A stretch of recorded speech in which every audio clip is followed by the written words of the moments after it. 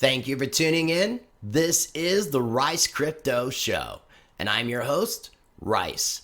And on today's episode, I am joined by Max Keiser, the host of the Keiser Report. Now, this is actually my second time interviewing Max, and I will provide links down below for the first interview. That interview is on my LBRY channel as exclusive content. And the reason I did that was because there was actually a technical problem on my end, and the interview ended up being incomplete. But it's definitely a good interview nonetheless, and I encourage people to check this out. But today, I have a full, completed interview with Max Keiser. But before we get into it, this is your first time ever checking out any of my content, I do encourage you to explore my channel. Make sure you subscribed, smash that like button, hit the notification bell so you can stay up to date with my videos as they come out, and be sure to follow me on LBRY, where I post exclusive content, and I'm going to have links down below for my LBRY channel.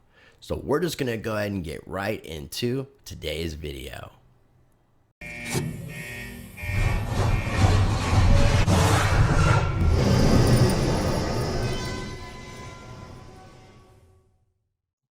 All right, ladies and gentlemen, like I said, joining me on today's show is the Bishop of Bitcoin, the representative of Satoshi on Earth, the one and only Max Keiser. Max, how you doing today, man?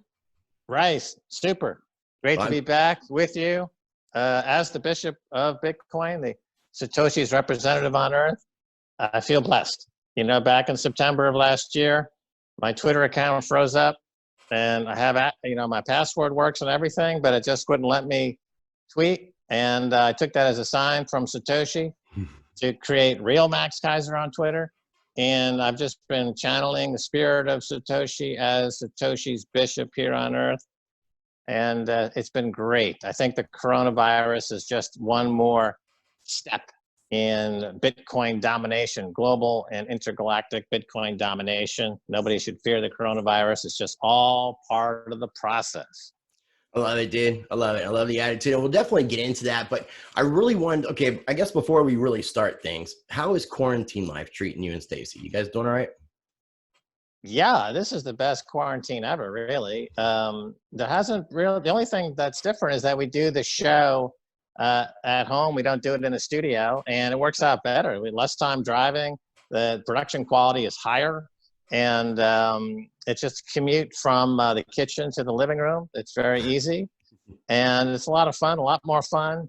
Max and Stacy can have more like fun doing it because there are less kind of engineers around and camera and sound guys. And I was joking with those guys a few months ago. I said these iPhones are getting so good that eventually they're going to put you guys out of business.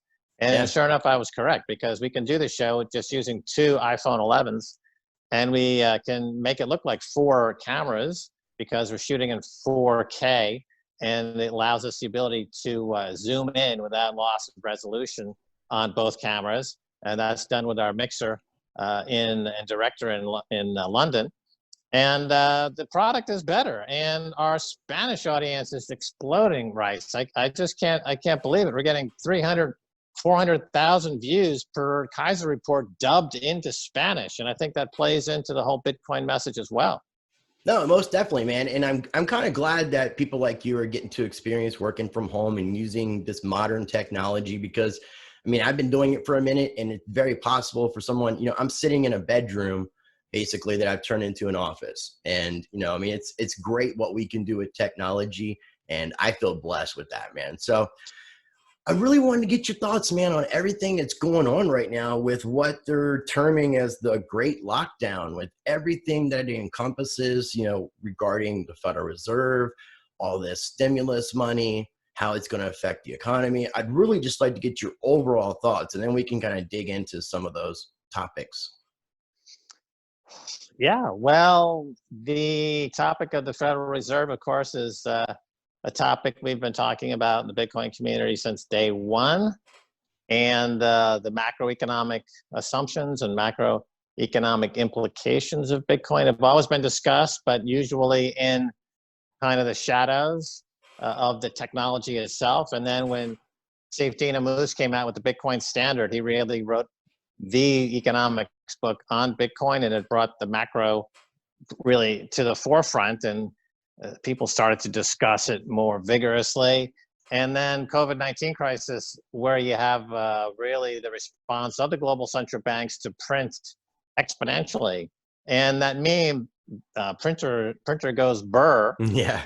that really encapsulates in people's mind the relationship between the central bank and the stock market. So, I saw a friend of mine was tweeting something to the effect that we used to value stocks based on price earnings ratio, but we really don't do that anymore. We just look at the price, Yeah. and there are no earnings. None of these companies are really making earnings, really. The economy is in lockdown, but the price keeps going up because the speculative pockets of cash out there in hedge funds and sovereign wealth funds and even central banks themselves, they're just buying with reckless abandon. They're buying anything out there. So the price will continue to go up because they're going to continue to print money. And it gets back to the old adage that we coined back on the Keiser Report, 5 or 6 years ago, maybe longer. You can't taper a Ponzi. You can't taper a Ponzi scheme. So, this they have to keep printing. They're in a box. No, I agree. I mean, unfortunately, that's kind of like the only tool that they have left to really keep this thing happening. And, since you mentioned it like that, I mean, we've seen reports coming out that we have seen the best week of Dow since 1938. We've seen the best week in the stock market since 1974. But at the same time, we have right now over 22 million Americans unemployed. So I heard you talking about the Cantillon effect and wealth inequality. How do you explain this to the average person who doesn't know what's going on? Why does the stock market keep going up and everything looks like it's all right, but then you see all these people who are unemployed, which is a complete opposite end of the spectrum, and it makes no sense to see both headline news pieces in the same articles or same front page or same website or what. You're seeing this in the same pages, and it's crazy. Right. Well, the Wall Street and Main Street don't usually go in sync. So when Main Street's doing well, Wall Street is suffering. And when Main Street is suffering, Wall Street is doing well. And that's been exacerbated really since the Reagan years. Remember Reagan, when he became president, he fired the air traffic controllers. And he started this era of Reagan Thatcherism or neoliberalism, where organized labor was systematically dismantled, and wages never kept up with inflation or barely kept up with inflation. And the inflation number itself was being misreported because of what economists call hedonic adjustments. The classic example being if the price of steak gets too high in the basket of goods, they calculate inflation. They hedonically adjust steak for hamburger, so hamburger is cheaper, and now they say, oh look, inflation's not going up, because now they don't calculate steak, they calculate hamburger, and they make those adjustments every year to make it look like inflation is low. They have an incentive to make inflation look low like that, because it means no COLA, cost of living adjustments. For example, it helps a lot of people not to have inflation stated. They also don't really calculate labor at all, or they don't. They have been able to financially engineer since the Reagan years, since deregulation, because he brought in that huge wave of deregulation. They've been able to create an economy where both labor and taxpayers are superfluous. Well, let's take a look at taxes last year. $3.5 trillion were paid in taxes last year, and yet last week or 2 weeks ago, the Fed printed over close to $6 trillion as a gift to their friends in the hedge fund industry, right? Yeah. So, and they're going to print a lot more. They're going to print 50, 60 trillion. The global central banks are set now to fulfill a promise they made at Davos in 2011, where they openly stated they were willing to print 100 trillion to recapitalize the central banks around the world. So they don't really need your tax money to make tons of money in the stock market. They don't really need your labor, right? There's always going to be some poor schmuck willing to work for $1 an hour, Yeah. They're dismantling all the regulations and getting rid of all kind of labor protections or minimum wage or anything like that. So they don't need workers. They don't need taxes. They just need people to, I say people are going to be kind of migrating to a model of the economy that I've been talking about for many years now. I call it the casino gulag. Okay. And the quarantine is kind of the gulag now. So people are locked at home, stay at home. They can't move. And their only hope of making a living now that everything's been destroyed on the employment front is to click on ads, online and maybe get a protein pill to survive another day. So this is the casino gulag. Play a game. That's the casino. If you win, you get a protein pill. If you lose, then you die, and our statistics look better because we're going to have to distribute free money to less people. So we don't care if you die. But, spin the wheel online and get a protein pill. You might live another day. You might not. We don't care. And that's happening now in 2020. I didn't know what year it would become official, but I think 2020 is the year of the casino gulag. And so stock markets can go a lot higher because they can print 60, 70 trillion dollars, 100 trillion dollars. There's no limit to it. When they print, they're borrowing money essentially, and the cost of borrowing money is zero. So Right. It doesn't really matter what doesn't. They could print $500 trillion. It doesn't matter if your cost is nothing and the cost of production is nothing. Print all day long. Well, I mean, but how long can they honestly print their way? I mean, there has to be an end point. Like, where do you see that coming? Do you see us hitting like a point of inflation, like what Japan has experienced with the yen, or do you see us hitting a point of hyperinflation like Venezuela or Zimbabwe? Good question, Rice. The end game of all of this.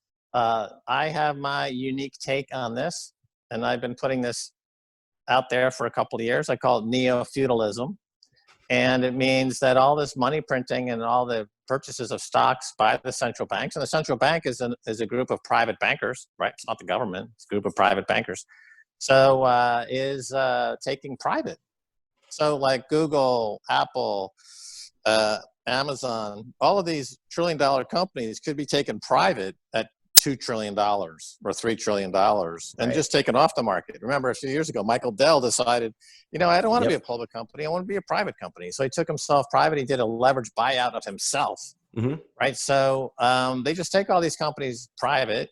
And so now you've got a private oligarchy that controls 99.999% of all income producing assets. And then you have the peasant class, the casino gulag class, who's trying to win a protein pill. So you have lords and serfs. That's feudalism. That's neo-feudalism. We escaped neo-feudalism a couple of 100 years ago or 300 years ago. We escaped feudalism. Right.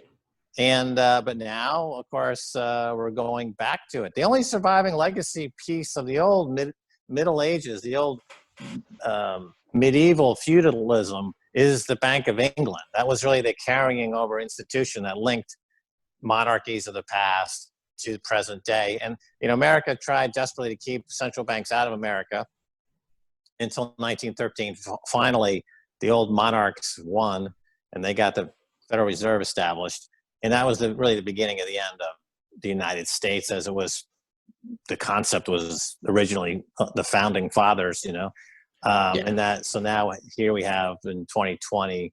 We have really a return to medievalism and feudalism and the casino gulag model, and that's the way it is. I think the sooner people realize that, the sooner they can make the adjustment, because you need to make an adjustment. No, I definitely agree. I mean, and this is like really kind of uncharted territories, and that's why I was telling you before we started, like, how long do you have? Because there's so much going on, like, and I really would definitely like to get your thoughts on a lot of these subjects. I mean, we're seeing like a yo-yo market happening, and it seems like it's absolutely crazy. We're seeing an issue of distribution, which I've seen you and Stacy talk about, where it seems like the central banks and the stock markets are able to get that bailout, able to get that money right away. And here people are still waiting for some of their stimulus money. And it seems like they're giving that money to the banks first, and then allowing it to go to the people, which is kind of interesting because that's allowing for more money for the banks with their fractional reserve banking. Now you see the banking requirement, reserve requirement being diminished, dropped down to zero. The Federal Reserve is now becoming like a central bank to the world, lending to other central banks. Do you see like us nationalizing all these industries that we're bailing out? No, because I don't think the government's going to be around much longer. It's going to be overtaken by the corpocracy. So I don't think the government, as we understand that concept, I don't think it's going to be lasting much longer. A few years, maybe. This election coming up in November looks like it's going to be a complete disaster. And corporations write the policies that they want. Google writes the speech policies that they want. They don't respect the Second Amendment. Amazon writes labor policies that is favorable to Amazon.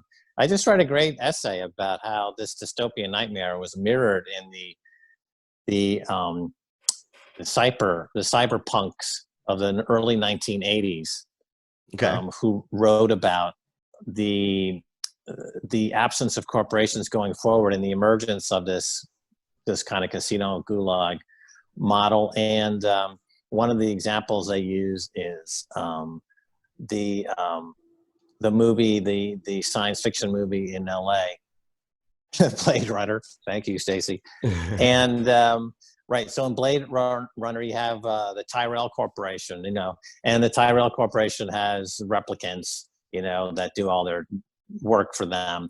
And one of the remarkable parts of it is that there's no mention of any governments, right? You never hear anyone talk about a government in Blade Runner, because the governments have all been eviscerated. They've all been marginalized and put out of business, essentially. So I don't think we're going to have a government as such in a few years, and it's just going to be corporations. So, the rating that you have with Google, whether you can post stuff online or not, that's your government. Can you set up a shop on Amazon and sell something? That's your government. The social contract is being co-opted by the corporations, rewritten and repurposed and represented as the corporate contract. So we're moving from the common good to the industrial good. Okay, and you definitely explained that well, and it makes a lot of sense. What I'm curious about with the Federal Reserve, and there's been a lot of talk about this, and it seems kind of speculative, but I wanted to get your take on like the function of the special purpose vehicle as it kind of pertains to the controls of the Treasury. And it kind of seems like, from what I'm hearing in a lot of the stimulus bills and executive orders, that there may be a situation where the Treasury is somehow neutering the Federal Reserve. And maybe, have you heard anything to this effect? Yeah, sure.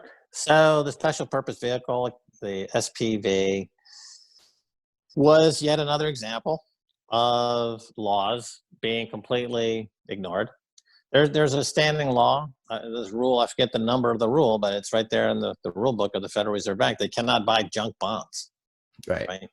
So the special purpose vehicle set up by the Treasury Department allowed them to buy junk bonds. So Steve Mnuchin at Treasury, he's a former Wall Street guy, and he knows he knows all the tricks of the trade. He knows how finance works. So, it's a classic Wall Street solution. There's no such thing as no on Wall Street. It's only yes. The answer is always yes. And, the phrase used on Wall Street is do whatever you want. We got lawyers, right? There's never any red light. Do whatever you want. Just bring in the business. And if you break a law, quote unquote, we'll happy to pay a small fine, or we'll get the law changed, or we'll rewrite the law. So don't ever think about any legal consequences about anything you're doing. Just bring in the business. I worked on Wall Street for many years, and that is the mantra that was common amongst every firm on Wall Street. And that's why when you meet brokers and bankers, they tend to be very cocky, and they have this, they're very full of themselves. because they know there's no law applies to them. And it's just, they literally go to work every day and pluck $1,000 bills from the money tree and then argue about silly things and make funny jokes. And that's the life of a Wall Streeter. And I know it well. I lived it for many years. No, and you definitely have that perspective, and I appreciate you sharing that. I mean, it really sounds like, in a way, though, like what you're saying is there's not a good ending to this, and like what happens to the 99%. And we can get into Bitcoin here in just a moment, but how does this play out? Like, is there going to be a good ending for the people? Well, okay, so let's talk about Bitcoin for a second. So you have 22 million people unemployed now. That number is going to go much higher. And the question I have for everybody out there who's unemployed, how come you don't have any savings? Right now, there's a few layers to this question. The obvious question, obviously, is, oh, I'm working 3 jobs and just to make ends meet, I can't possibly save any money. But that's not really the right answer. The right answer is that you live in a country and you live in an economy that vilifies savings. Keynesianism, which is the policy that guides the American economy and is articulated by Nobel Prize-winning Paul Krugman at the New York Times, means that savings are considered anti-business, anti-well-being, anti-American. He often talks about the savings glut. Oh my God, it's a glut. We have to get rid of it.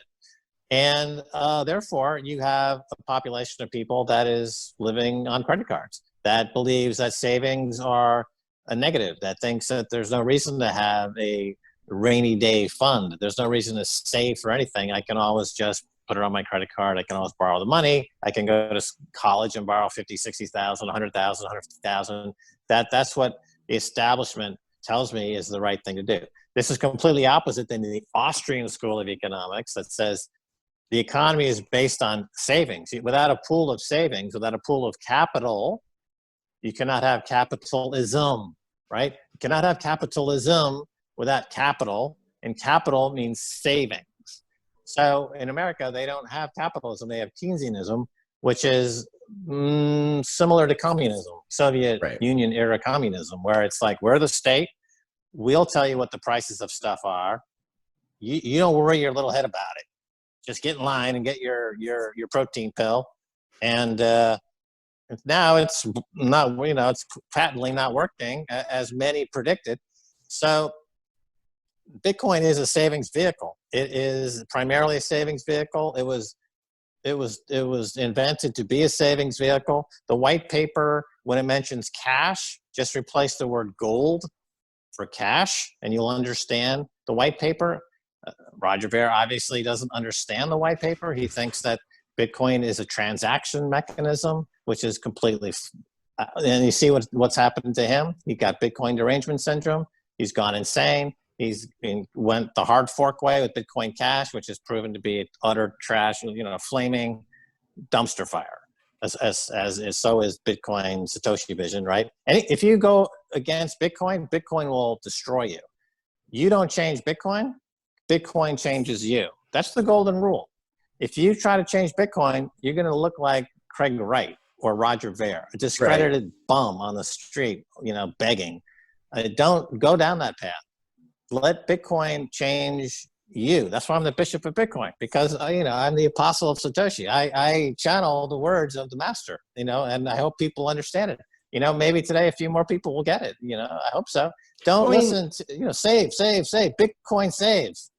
I think, and I agree with what you're saying. I can see, both points of views. I understand, because we don't really know who Satoshi is. Satoshi hasn't actually explained to us himself, itself, their self, the actual vision. So people are going to speculate what they interpret it to mean. And that's neither here nor there. We all want to see the adoption of Bitcoin. That's how I feel. I'm not dismissing what you're saying. I just understand both camps. But let me interject here. So do you necessarily need to understand what's going on? Okay, in my view, Bitcoin is aesthetically one of the most beautiful objects, beautiful things ever created. It's the Sistine Chapel of money.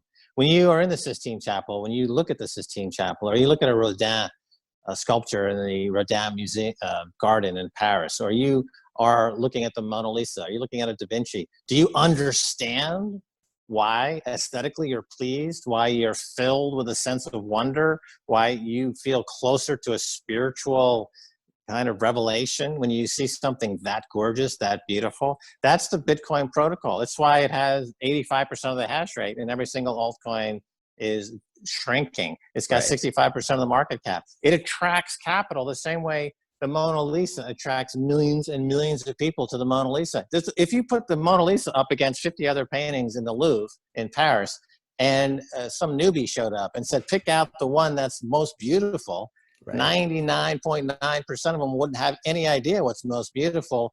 But that person that stops before the Mona Lisa and says, hold on, I am moved in some way, then that suddenly exponentially, proliferates through the ideosphere and touches our collective unconscious. And suddenly, as a species, we're elevated. If you don't understand that aspect of it, the spiritual aspect of Bitcoin, then you're going to be in a lot of pain.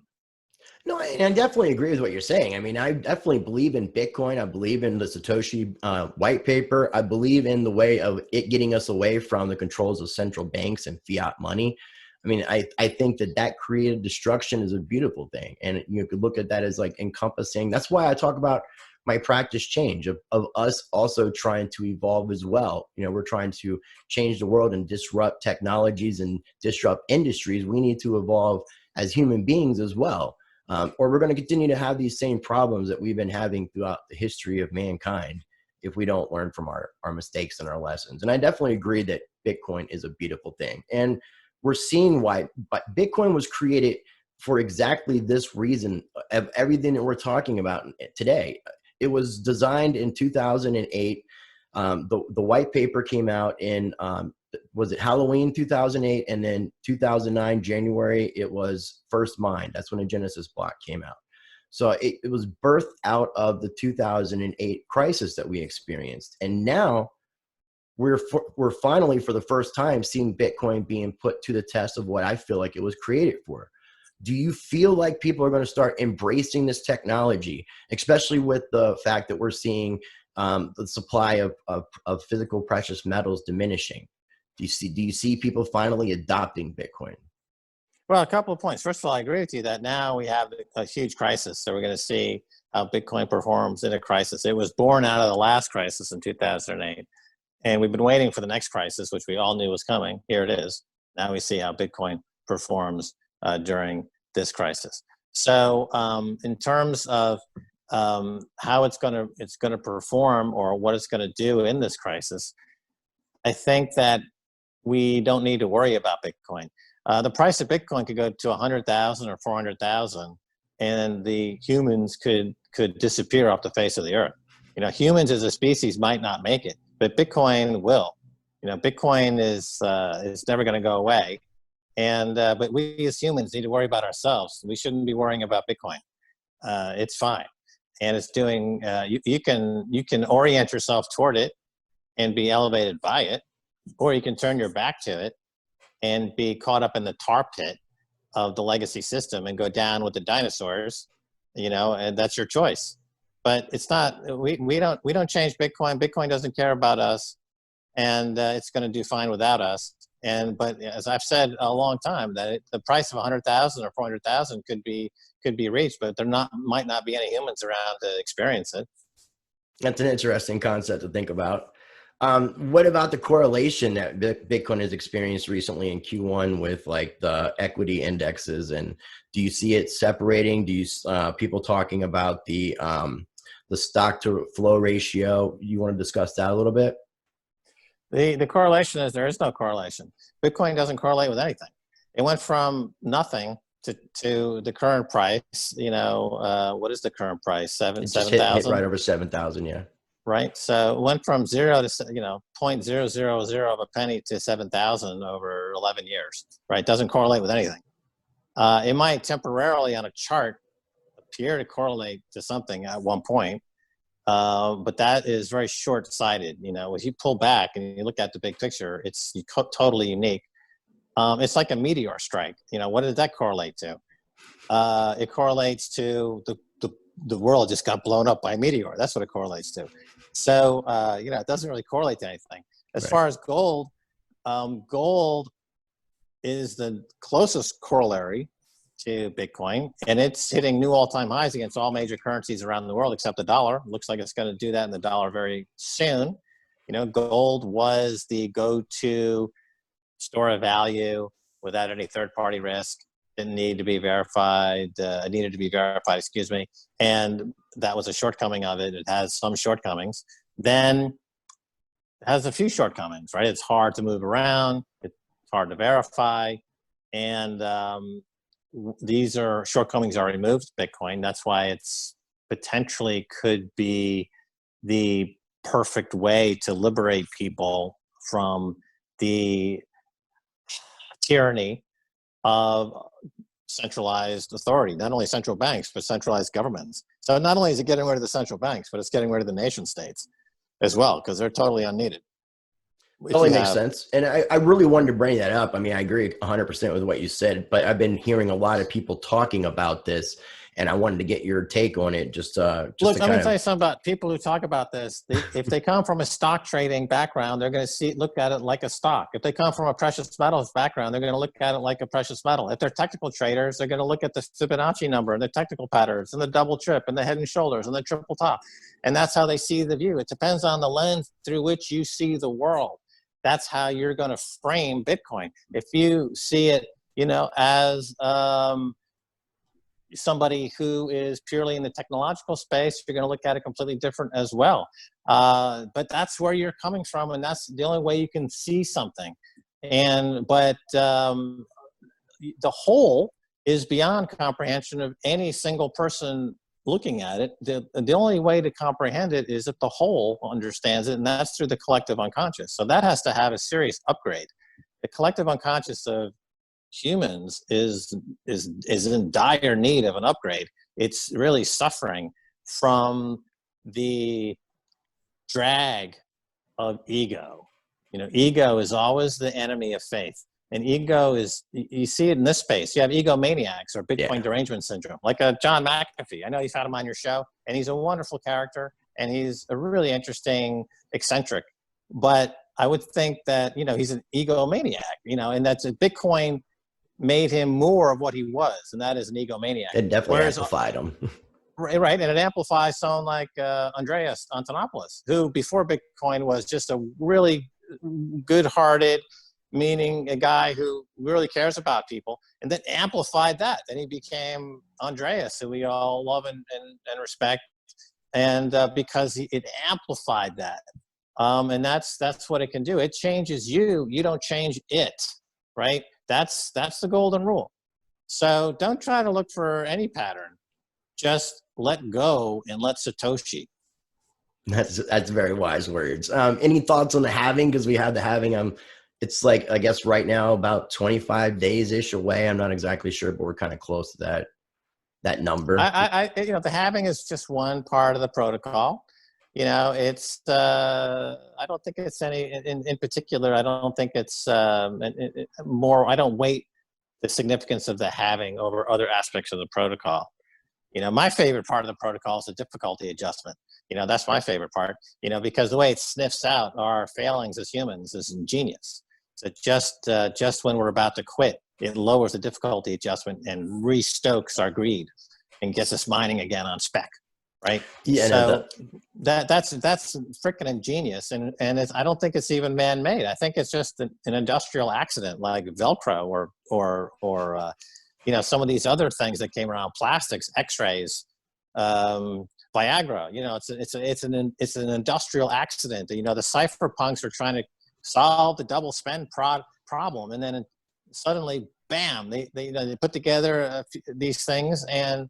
It became Bitcoin. Just like, again, refer to a great painting. It's everyone has a palette with different paints. They've got a paintbrush. They've got a canvas. They've got 100 million painters out there, and they're all putting paint to canvas. But only occasionally does one actually pop out, and it's like, oh my God, that is a work of genius, and it changes everything. It just changes everything, and it also amplifies. Let me also people who are amplified. Nouriel Rubini, Peter Schiff, right? Their egomania was amplified. Their stubbornness was amplified. Their inability to think with any kind of agility was amplified. Their shortcomings as economists and financiers was amplified, right? So, and now they're never going to come back. Peter Schiff's never going to come back from the mistakes he made with Bitcoin. Since I told him to buy it at $10, Right. $100, I begged him in his living room when he lived in Westport, Connecticut, before I moved to Puerto Rico. And he's just like, he's got a million reasons why he shouldn't do it. And now he's underperforming the market in a spectacular way. And he's become, a poster child for Bitcoin derangement syndrome. So, but that's what the protocol does. Don't fight the protocol. Don't fight Satoshi. Just let go and let Satoshi. Just let go. I love it, dude. I love it, man. Well, I really enjoyed talking to you today, man. And I definitely would like to bring you back on soon. And I'm glad that we actually got to complete an interview. I'm going to have links down below for that first interview. That was my technical screw up because we were using Skype. We got disconnected. No, we didn't use Stacy the first time. That's why it didn't work. Stacy's magical. I love Stacy. I love you too, Max. And I appreciate all you guys do. Before we wrap things up, was there anything that I didn't ask or anything that you wanted to talk about real quick? No. Okay. Okay, well, that's cool. Well, if you don't mind just lingering for 1 second, I'm going to do my little wrap up and I'll talk to you here afterwards. Ladies and gentlemen, I'm going to have links down below for that first incomplete interview with Max Keiser that took place last year. I'm going to have, I encourage you to explore my channel. If you like what I'm doing, you can support me by liking, subscribing, commenting, and sharing. And as always, I encourage you to be the change by practicing change. And I love you all.